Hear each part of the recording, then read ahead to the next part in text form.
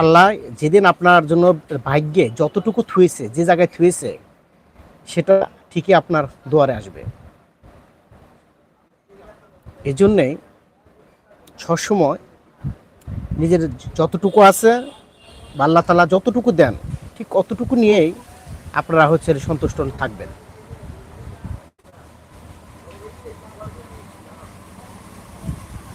দেখবেন মানুষ যখন অন্ধ থাকে তখন কিন্তু তার তার হাতে একটা লাঠি থাকে, সেই লাঠিটাই কিন্তু তার সবচেয়ে আপন। সে চলতে ফিরতে তিনি সব কিছু বাদ দেয়, কিন্তু তার সেই লাঠিটাকে কিন্তু সে বাদ দেয় না।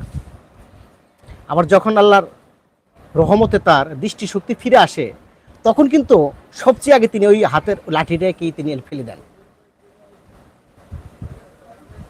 তেমনি আপনার আশেপাশে আপনার অনেক মানুষকে আপনি অনেকভাবে উপকার করেছেন, কিন্তু সুযোগ পেলে দেখা যায় কি তারা সেই উপকারটাকে সে ভুলে যায়। এই জন্যে আফসোস করবেন না। এখন একটি জিনিস সবসময় মনে মনে ভাববেন, যার জন্য যতটুকু করবেন সেটা মন থেকে এবং স্বার্থ ছাড়া। এরপরেও যতটুকু আপনার জন্য আসবে ঠিক ততটুকুকে আপনি অন্তরস্তর থেকে গ্রহণ করবেন।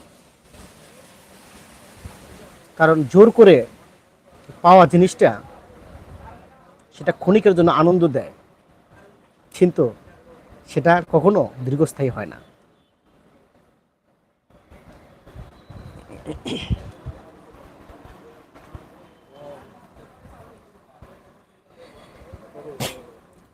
অনেক সময় আমরা দেখি আমাদের জাতীয় খেলা হচ্ছে হাডুডু বা কাবাডি।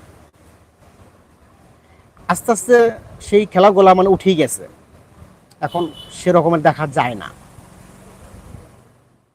কিন্তু এখন ফুটবল খেলাটা এখনো আছে।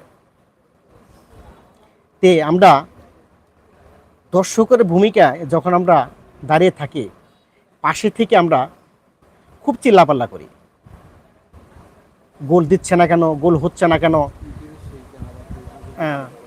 একটি লাথি মারলে হয়তো বা গোল হইতো। ভাইজান, যে ব্যক্তি মাঠে আছে সেই ব্যক্তি সবচেয়ে ভালো জানে, আর তিনি যে কতটা কষ্ট করতেছে, তিনি যে কতটা শ্রম দিতেছে, তিনি কিন্তু ভালো করে জানে যে আমি একটি গোল দিলে আমার দলের এবং আমার এলাকার একটা সুনাম হবে, তার সাথে সাথে আমিও কিছু ভালো কিছু পাবো। আমরা আমি আমার ব্যক্তিগতভাবে বলবো আপনাদেরকে, নিজে মন থেকে কিছু করার চেষ্টা করুন।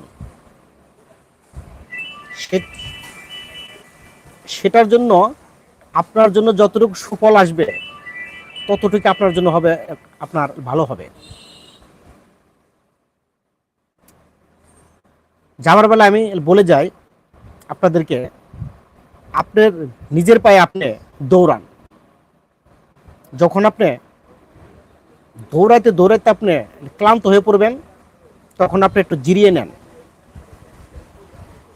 তারপরে আপনি প্রয়োজন হলে হাঁটেন। তবু অন্যের পায়ে ভর দিয়ে হাঁটার চেষ্টা করবেন না। আপনার পায়ে যতটুকু বল আছে আর মনে যতটুকু সাহস আছে এই নিয়ে আপনি এগিয়ে যাবেন।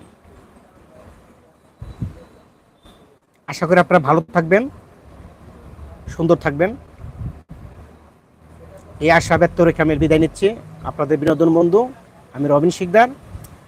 আর আমার একটা ইউটিউব চ্যানেল আছে এমডি রবিন শিকদার, এইটাই আপনারা দয়া করে সেটাকে আপনারা সাবস্ক্রাইব করবেন, আমার পাশে থাকবেন এবং নিত্য নতুন কিছু ভিডিও আপনারা পাওয়ার জন্য আমার পাশে থাকবেন। আজ বিদায় নিচ্ছি, আল্লাহ হাফেজ।